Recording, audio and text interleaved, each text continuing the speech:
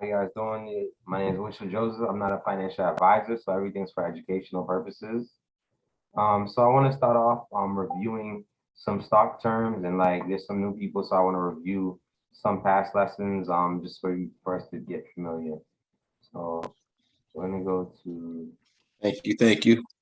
no problem. We're gonna go to this right here. All right. So I left them blank on purpose because some of you guys should know what these mean, and we'll fill it in together. So can somebody tell me what is market cap? Somebody previous, does anybody know what market cap or anybody from previous classes were here that remember market cap? Anybody?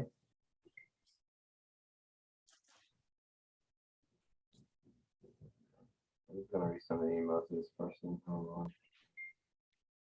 I'm not getting it. No.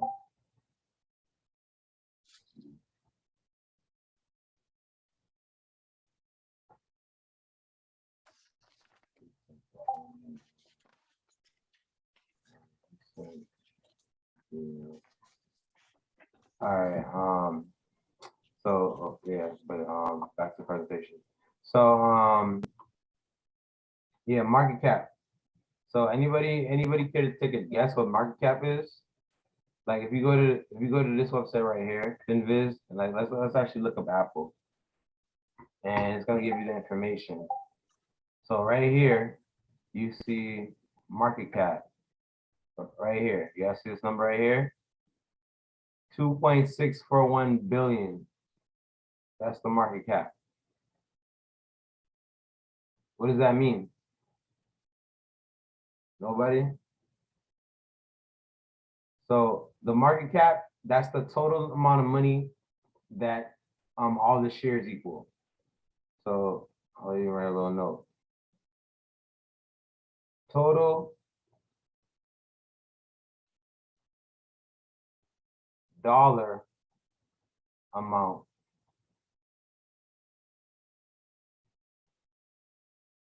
of all shares.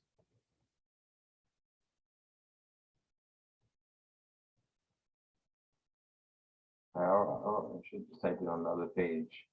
But market cap, let me go to the other page. That's the total dollar amount of all shares outstanding. Now, what is shares outstanding? We go back to this right here. It's letting us know that Apple has 16.39 billion shares outstanding. What does that mean? Anybody care to guess? What do you think that means? Is it the amount of shares they have out Total, yep. Total like us? total number of all shares. So understand the market cap is a total dollar amount of all shares, right? That's total dollar amount of all shares. The shares outstanding is the total number of shares themselves, right? So market cap, a simple formula right here for market cap is if you take shares outstanding, multiply by the share price. So if Apple has 16 billion shares, and let's just say Apple's $100 a share. I know it's more than that, but let's just say it's $100 per share. You take that 16 billion times 100, and that's going to give you the market cap. Anybody confused? Anybody not get that part so far? This right here. Repeat that again. So market cap is a total amount of money, right? So if you take the price per share, multiply by the total number of shares, that gives you the total amount of money of all the shares. Make sense? Yeah, I got So you. you take the total amount of shares times the dollar amount per share, that gives you the total dollar amount of everything. And that's the market cap. So when you're judging a stock, you have to go off the market cap. You can't go off of the price. because depending on how many shares it has, the price could be different. Make sense? So let's say you have a company that has let's say a $1 billion market cap, right?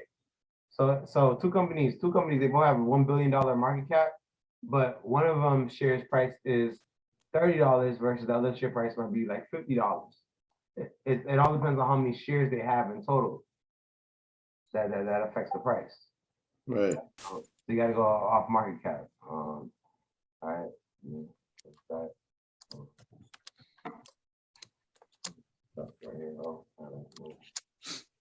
All right. So all right. So going back to the term. So let me, Mhm. so you hit your goal of what, 1,000 a day? No, $1,000 in my coffee. So my coffee page. Let me show you guys my coffee page. For some odd reason, I can't get on from my computer. I'm on my phone. Really, that's weird.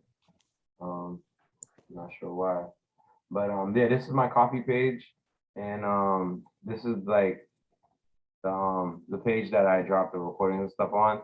So you see 33% goal filled. So my first goal was once this coffee has made $1,000 in total, I'm gonna upgrade my video equipment.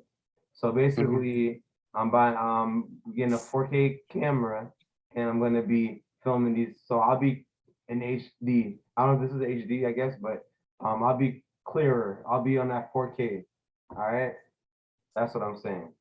Okay, so what makes the coffee go up? Every Is it- time you guys join gold or silver. Okay. Hmm. Yeah, That's cool. that. So you guys, you guys are helping me do a better job for you guys, and I really gotta say thank you to everybody that's on this call. All right. So coming up next, so eventually my new goal is 3,000, right? So once I get there, I'm gonna open a platinum tier where I'm gonna do a lot of live trading, like probably for like several hours throughout the day. Whenever I do trade, I'll just start doing lives, you know. Because the good thing is I've been helping other people make money. I don't know if you guys see some of my posts, but I've been helping others and they've been showing me out. So I'm just really grateful. All right, so going back to the presentation, so we know, so you guys understand market cap is total number of share, total number of all everything, total monetary amount of everything, and shares outstanding is the total number of shares. So then we multiply the total number of shares by the price per share, you get the market cap. That was this equation I went over. So let's move forward. So float. Does anybody know what float is? These are all stock terms. Anybody have an idea what the float is? So think about from the shares outstanding. Shares outstanding is a total number of shares, right? So let's say a company has 100 million shares in total, right? So if a company has 100 million shares, some of these shares are going to be restricted, some of them are going to be unrestricted. So for example, if you start working at Nike, they might give you some shares at Nike, but you got to wait 16 months before you can sell them. So those shares are tied up. They're unrestricted. So out of that total amount of shares outstanding, whatever is unrestricted is the float. The float is the tradable shares that are floating around. Does that make sense? Tradable shares that are unrestricted and floating around. All right, so that's the float. All right. So does everybody understand that? Like why you're gonna hear some of these, huh? It's the opposite of float. Opposite of float is restricted shares. And nobody could, people they're locked up. Sometimes the shares go in lockup, but they can't even they can't sell them for a while. Okay. Now this Why would they one lock up? lock up. So like there's shares that are restricted that they lock up from you trading them. For example, like I said, if you work at a place, you're gonna give you shares over the time that you're working there, but then lock. Okay, I Yeah. got you. Yeah. Pretty much for the employees, maybe? Yeah, anybody, or even like CEOs, sometimes they get shares, they lock them up. They're like, you gotta wait 6 months before you can do anything with them. Okay, got you now. So because it's like out of all the shares that are out there, there's only a certain amount that you can actually trade, and that's called the float. All right. All right. So next is shorting, and shorting when it comes to stocks. So this one, I feel like I gotta explain it before I type it. But okay, so do you guys know that in options you can make money if the price goes up and goes down, right? You guys know that? Yeah. But did you guys know that you guys can also do that with stocks? For short stocks? You can make money with stocks that keep going down. You can make money without buying options, just entering a position through a stock. You can make money off the downside. When you make money off the downside, that's called shorting. Okay. Now understand, right?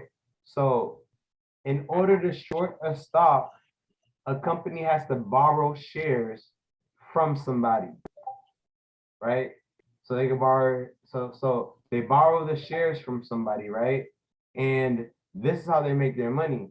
They want the stocks, they borrow the shares for free, right? And then when the price goes down, they return the shares. Hold on, am I saying it right? So they borrow the shares for free. When the price goes down, they return it back to the person, but at a higher price. Hold on, am I saying it right? Hold on, I feel I'm not explaining it properly. I had it in my head. I don't understand. You kind of understand? Like I kind of they understand, but borrow it and then they return it and then they make their profit. They make their profit from the difference of the price when they borrow when they return it. okay, Mhm. I get it. We could probably clarify that. But I had it clearly in my head and then like I'm kind of like drawing a blank to explain. But let me just start typing in and see if I could make it clearer. So when you borrow a share, you borrow a share free, right? It's free. And you borrow it and return that share back to the owner. The difference in price equals your profit. So if you're making money when the price is going down, you wanna return it back cheaper. Because you want to return it back cheaper because if the price goes up and you borrowed it, now you have to pay. So I guess you do. Hold on, I think you do pay. You know what? Just to be super clear for you guys, let me just pull up the definition and be super clear.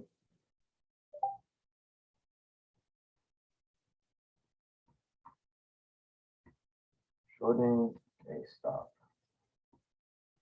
and then I'll go to Investopedia because this is actually important. All right, so anybody care to read this?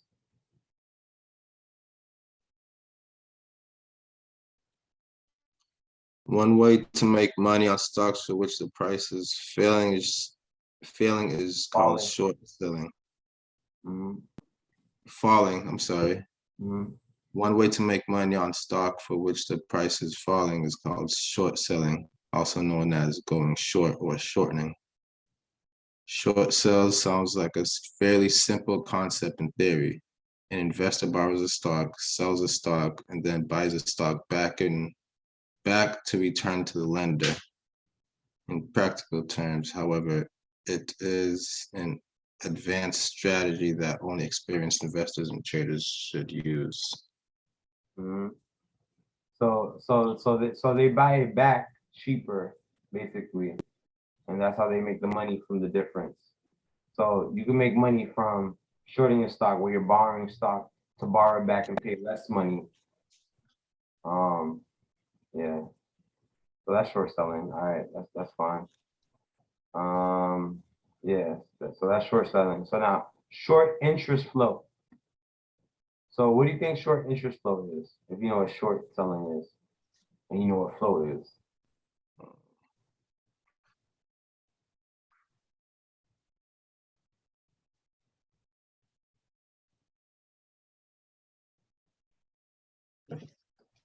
Let's see. I don't know. You would piece it together.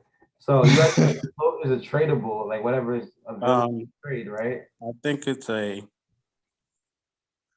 it's a short interest float, Mm-hmm. um, short tradable stock that are unrestricted. Mm-hmm. So it's a tradable stocks that people are shorting. Make sense? So think about it, there's all these stocks, right? But normally we're buying stocks, we're longing stocks, we're not shorting them. So out of the total amount of stocks that are available, there's a certain percentage that people are shorting. They're borrowing and making money on the way down. Versus us that are buying and trying to make money on the way up. So it's the portion of the float that is being shorted. Make sense? Is that clear for y'all? Yeah. So that's how much of the float is being shorted. That's the short flow interest. And why this is important is because you got to understand a couple things. So one, when it comes to floats, all right, floats. So low float. So companies that have low floats, like maybe they might only have like 2 or 3 million shares available to trade. Those companies are very volatile. They can move really quickly, really fast because there's not a lot of shares. So one person come in and buy all the shares in theory, right? Because there's not that many shares. So if people can come through and buy a bunch of shares, they can easily push the price around. Right? Everybody get that? So low floats, easily manipulated.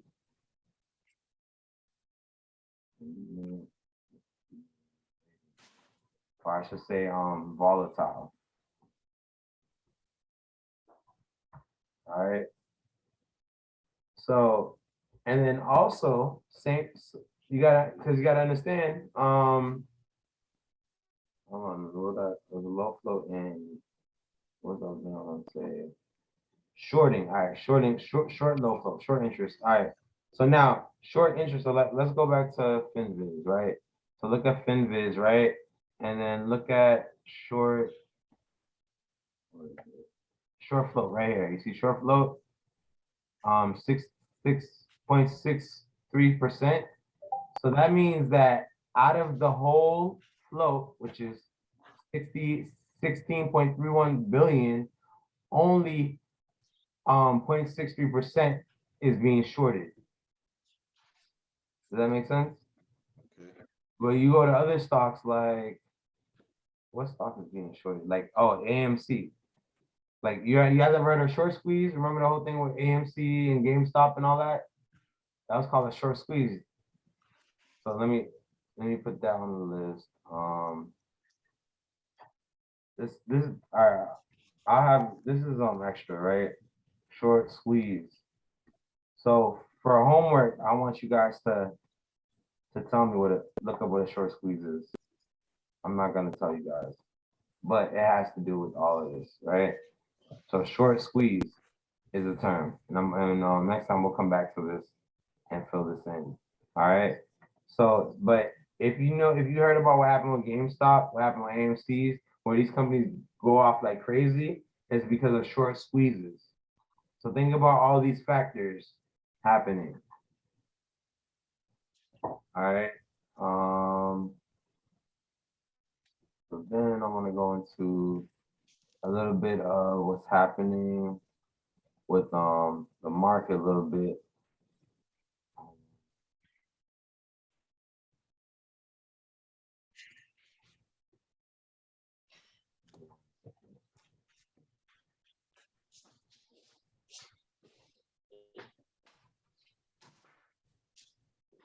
Oh, I'm gonna go over the rules too. I kind of did that a little bit last time. All right, let's go over the rules. Let's go over. I know that I did this last time too a little bit, but it's important, so I'm gonna go over it real quickly. Because you got to go over the rules. Let's see.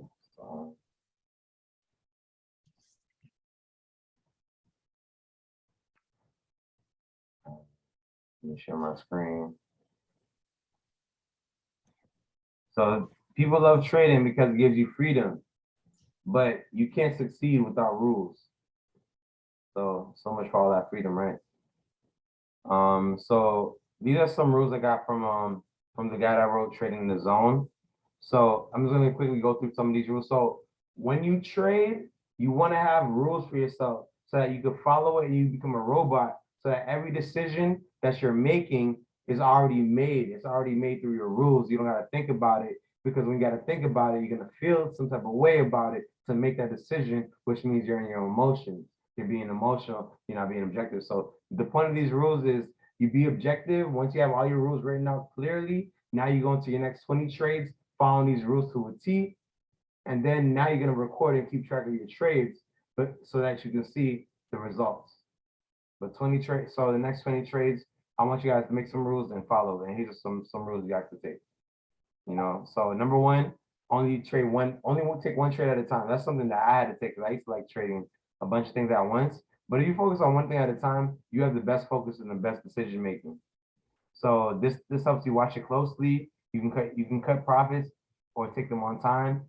As soon as you see, you can minimize your losses. And one thing will help you from making multiple mistakes from looking at a bunch of stuff. So that's the rule.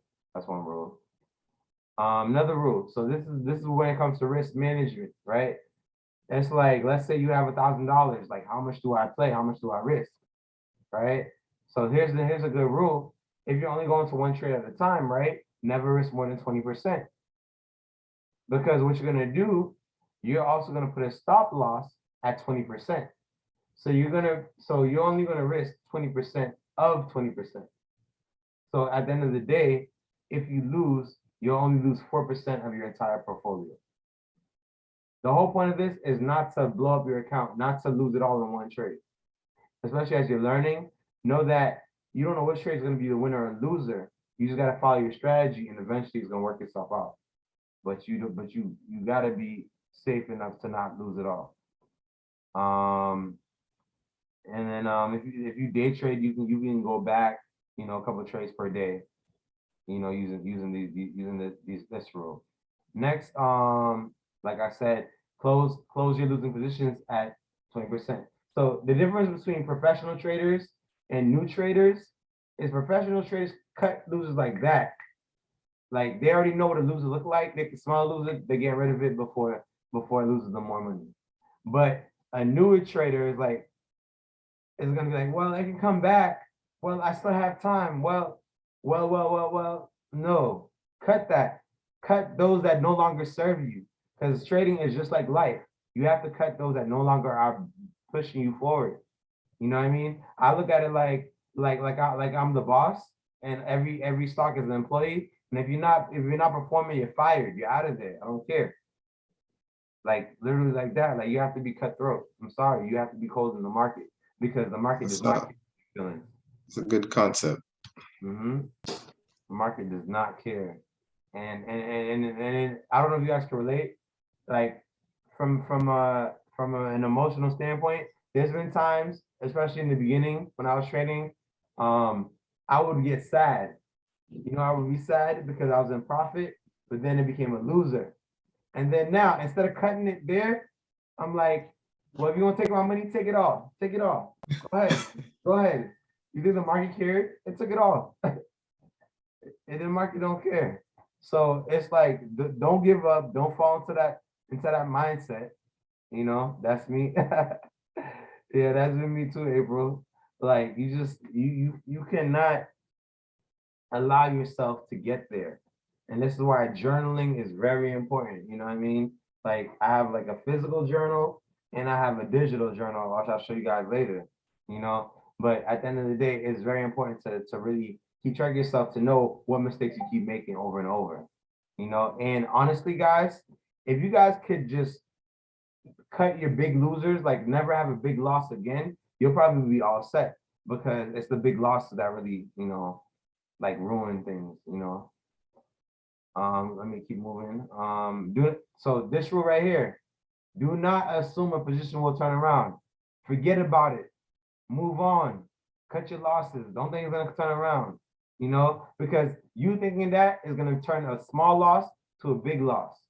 In the market, you should only have a small loss, a small win, a big win, or break even. You should never have a big loss. You having a big loss is you and your bag, you and your emotions. That's the only reason why you have a big loss. You know, because professionals, because being right or wrong, losing a trade, there's professionals lose trades all the time. Not being scared to lose will help you to move on to the next trade and not be stuck on that. Make sense? I always set a trailing stop loss. Trailing stop loss is something I suggest you guys all learn about and how to set it because trailing stop loss, once you set that stop loss, if your price moves up, it moves up with your price. But when your price moves down, it stays where it is and it stops you out. So that way, wherever your highest profit point is, it's gonna move with it. And then you can walk away, go to the gym, go about your day, and then we'll take care of the rest of you. So you set it about 10% trailing stop loss. So that way you can't lose. The most gain you lose is 10% from the highest price. And never skip out, never think it'll turn around. This should be rule number one. Rule number one, do not take any trade expecting to win. Anybody got anything to say about that? I can't hear you. I can't hear you. You're muted. Now I was just reading this out loud to myself. So what's the right mindset that you should take then if you shouldn't expect to win? Because most people take trades because they expect to win. Go in every trade expecting to lose. I read that. I read that somewhere. I mean, it won't hurt. It actually won't hurt because now you're playing more defense and you got to think the losing side first. So that's fine. But really and truly, it's your strategy. You know that your strategy is a winner. Trading allows you to become the casino. How do you become the casino? How do you become the house? By having an edge. You know what I mean? You got to have an edge. You got to have certain setups, certain ways that what I call A+ setups. That when this happens and I trade and I act, I can win 7 out of 10. You know, and I can win this much because this is such a good setup. But when you're taking every setup you see, you're just gonna just have a bad win rate. You know, because the strategy tells you whenever you see this, it's gonna work 7 times out of 10. And that's how you have your edge and you get to be the casino because now you only play those games. Does that make sense? So I'm taking this trade based off my strategy. My strategy does not guarantee I will win this trade. My strategy typically wins, and you want to get your strategy to win around 7 out of 10. You know what I mean? But you gotta see what strategy you have and actually test it out. You know? So basically, if I lose this one, I'll likely win more trades if I just stick to my strategy. My strategy says I don't know which one's going to be the winners. I don't know which one's going to be the losers. There's a random distribution of wins and losses. But when I stick to it in the end, I'm going to win more and I'm going to make more money than I lose. Make sense?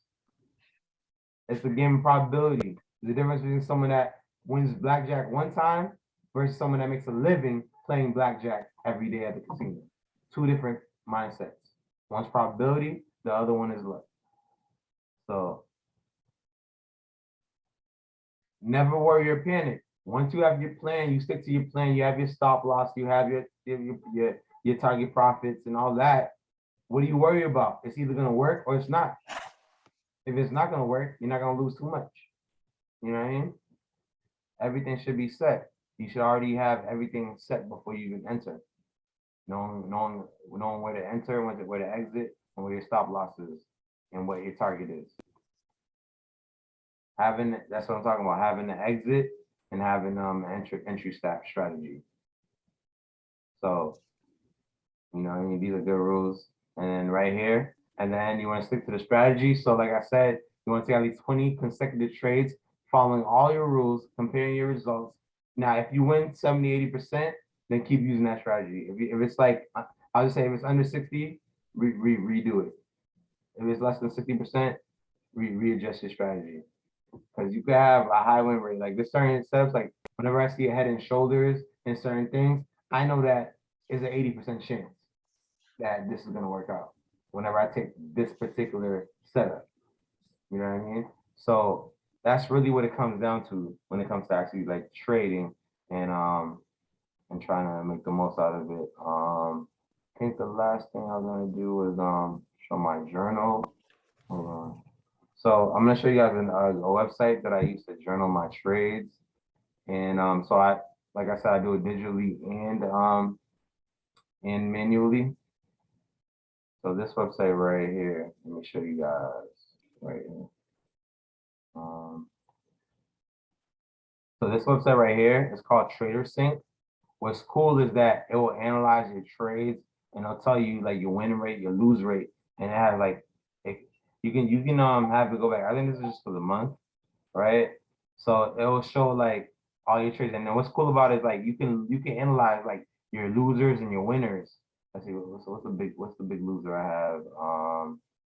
81. I think I'm gonna have to go back and let's look at that one. Oh no, this one right here. So this one I lost right here, right? 179, right? So I'm looking at it and I can see where I entered and where I sold. Oh, this is only the selling one. Hold on, let me go to a different trade. I need both sides. So let's say I'll look at a winner. Let's say I look at this one, right? All right, for example, so I can go down here and I can see. So you see, this is where I bought, and these are where I sold. You guys see? And if you guys notice, like the way I do it is I buy multiple contracts. I had 10 contracts at $6, right? So my average exit price was 18. So as you can see, like I sold some at 6, some at 11, some at 13, some at 14, some at 20, some at 18, some at 30, and then the last one at 33. You see that?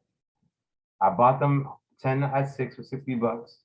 And then I end up making about 113 bucks, 127 bucks from that on top of that 60. What's that site again? So TraderSync. So right here, tradersync.com. You guys see it? And they do a 7-day free trial. Honestly, I'm not even paying for it. I just keep doing free trials. But like I said, I have a manual journal too. So I do this like when I'm lazy or when I didn't write it down, I'll go in here, look at it, and then I'll write it down in my journal. Can I ask you a question? Yeah. Yeah, so in your strategy, what hours are you trading from? What time do you start and what time do you move away from the screen? So I start from the open, the beginning of the day, until about 9:45, 10 o'clock. Then I go to the gym. And then So on the East Coast, that's 9:30. So Yeah. you only trading 15 minutes? No. Oh, so because I'm on the Central Time, so that's 9:30 to 10:45. No, So it's 10:30. 11:45. I trade till 10. I trade till 9:45. Let's say 10 o'clock. So 11 o'clock. So 9 to 11 o'clock. 9:30 to Okay, 11. so that's 9:30 Central Time? 9:30 Eastern time. 9:30 Central Time to 11 o'clock Central. So No, 10:30. no, No, 9:30 that's not Central right. is 10:30. Eastern. Yes. The first No, 2 hours, the first 2 Central. hours. Okay, so is it 9:30? Well, this is about to cut off, guys, so I'll have to take it up. I gotta call you anyway. All right. All right, Reach out to me if you want to ask a question. right. All right. All right. Thank you. Bye, everybody. Bye. Thank And you. this will be up on the coffee. Thanks. All right. All right, night. Peace out, Chris.